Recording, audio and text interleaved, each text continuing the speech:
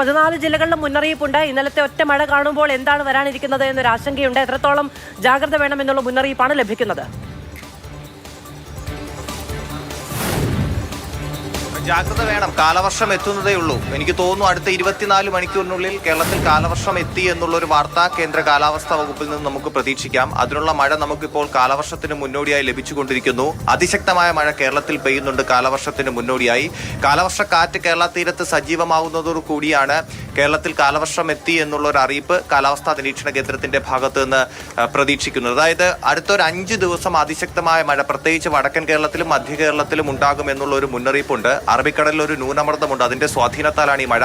വരും ദിവസങ്ങളിൽ ബംഗാൾ ഉൾക്കടലിൽ കൂടി ഒരു ന്യൂനമർദ്ദം ഉണ്ടാകുമെന്നുള്ള പ്രവചനമുണ്ട്. അപ്പോൾ അതിന്റെ കൂടി സ്വാധീനത്താൽ വടക്കൻ കേരളത്തിൽ മഴ കൂടുതൽ ശക്തമാകും കനക്കും എന്നുള്ള ഒരു അറിയിപ്പാണ് കാലാവസ്ഥാ നിരീക്ഷണ കേന്ദ്രം നൽകിയിട്ടുണ്ട്. തിരുവനന്തപുരത്ത് ഒരു പൊതുചിത്രം കൂടി ഞാൻ പറയാം. അതായത് തിരുവനന്തപുരത്ത് ഇന്നലെ രാത്രി അതിശക്തമായ മഴ പെയ്തു. യെല്ലോ അലർട്ട് ആണെങ്കിൽ കൂടിയും അത്യാവശ്യം നല്ല മഴ തിരുവനന്തപുരത്തുണ്ടായിരുന്നു. കാറ്റായിരുന്നു ഏറ്റവും ഭീകരമായി ഉണ്ടായിരുന്നത്.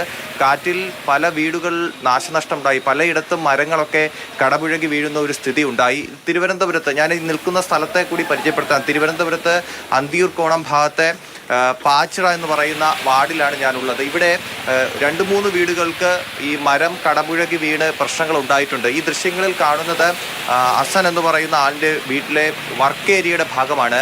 ആസ്പെറ്റാസ് ഇട്ട ഒരു ഭാഗമാണ്. അത് പൂർണ്ണമായി മരം വീണ് നശിച്ചു. ഒരു ചുവരിൻ്റെ ആ ഭാഗമൊക്കെ ഇടിഞ്ഞു പോകുന്നത് നമുക്ക് ദൃശ്യങ്ങളിൽ കാണാൻ. മാത്രമല്ല ഈ മേൽക്കൂരയായി ഇട്ടിരുന്ന ഈ ആസ്പെറ്റാസ് ഒക്കെ പൊട്ടി തകർന്ന് ഇവിടെ മാറ്റി വെച്ചിരിക്കുന്നതും നമുക്ക് ഇവിടെ കാണാൻ കഴിയും. ചേട്ടാ, ഇത് എപ്പോഴാണ് ഇത് സംഭവിച്ചത്? എന്തൊക്കെയാണ്? ഒരു രാത്രി ഒരു 6:30 മണിയാവുന്ന സമയത്താണ് ഇത് കാറ്റ് ഏറ്റവും കൂടുതൽ ഉണ്ടായത്. അപ്പം നല്ല മഴയുണ്ടായിരുന്നു. ഈ മഴയത്ത് ഒരുപാട് സ്ഥലങ്ങളുണ്ട്. അപ്പം ഞാൻ റോഡിലൊക്കെ മാറ്റിക്കൊണ്ടിരിക്കുകയായിരുന്നു. അപ്പോൾ ഇവിടെ വിളിച്ചപ്പോൾ എനിക്ക് വരാൻ പറ്റില്ല. കാര്യം മഴ അത്ര കഷ്ടമായിരുന്നു. കാറ്റും ആയതുകൊണ്ട് വന്നില്ല. അപ്പോൾ രാവിലെ വന്നപ്പോൾ വെട്ടൊന്നും നിൽക്കാൻ പറ്റില്ല. അങ്ങനെ നോക്കുമ്പോൾ മൊത്തം പൊളിഞ്ഞും താഴെ വീഴായിരുന്നു. മുഴുവൻ ഷീറ്റ് മൊത്തം പോയി. ഷീറ്റുമായി ആ മതില്, പിന്നെ അത് കഴിഞ്ഞിട്ട് ഈ കാണുന്ന തൂങ്കട്ടി മൊത്തത്തിൽ ഇടിഞ്ഞു പോയി. ഇനി ഇത് കൊണ്ടൊന്നും ഒന്നിനും പറ്റത്തില്ല. ഇനി വേറെ വയ്ക്കാനേ പറ്റത്തുള്ളൂ. ഇവിടെ ആളില്ലായിരുന്നു. ആള് അകത്തായിരുന്നു. ആളുണ്ടായിരുന്നെങ്കിൽ അപകടം ഉണ്ടായിരുന്നു. ഇത് ഒരു അപകടം ഒഴിവായി പോയെന്ന് വേണം പറയാം. കാര്യം ആ സമയത്ത് ആരെങ്കിലും ചായ ഇടാൻ എന്തെങ്കിലും അടുക്കളയിൽ ഇറങ്ങിയെങ്കിൽ മൊത്തത്തിൽ നാശമായേനെ.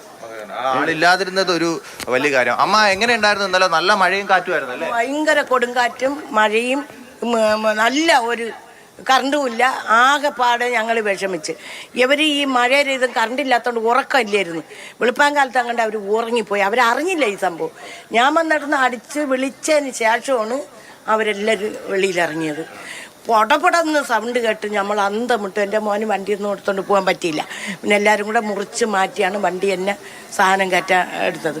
പിന്നെ കറണ്ട് 8 മണിക്ക് പോയി. ഇന്നലെ 8 മണിക്ക് കറണ്ട് ഇതുവരെ വന്നില്ല. വെള്ളങ്ങളും ഇല്ല, ചാർജ് ചെയ്യാനും പറ്റണില്ല, ഒന്നിനും പറ്റാത്തതിൽ ഞങ്ങൾ ആകെ വിഷമിച്ചിരിക്കുകയാണ്. കുഴപ്പമില്ല. കറണ്ട് അവർ KCB-ക്കാർ അവർ പണി ചെയ്യുന്നുണ്ട്. കൃത്യമായിട്ട് വരും. ഒരുപാടുണ്ട്. അവർ കൈ എത്തണ്ടേ? അവർ വരും. അപ്പൊ ഇതാണ് അവസ്ഥ. പലയിടത്തും ഈ വൈദ്യുതി ബന്ധമൊക്കെ നഷ്ടപ്പെട്ടിരിക്കുന്ന ഒരു അവസ്ഥയാണുള്ളത്. തിരുവനന്തപുരത്ത് ഇതൊരു ഉദാഹരണമാണ്. പല സ്ഥലങ്ങളിലും പ്രത്യേകിച്ച് ഗ്രാമീണ മേഖലകളിലൊക്കെ, പ്രത്യേകിച്ച് നെയ്യാറ്റിൻകര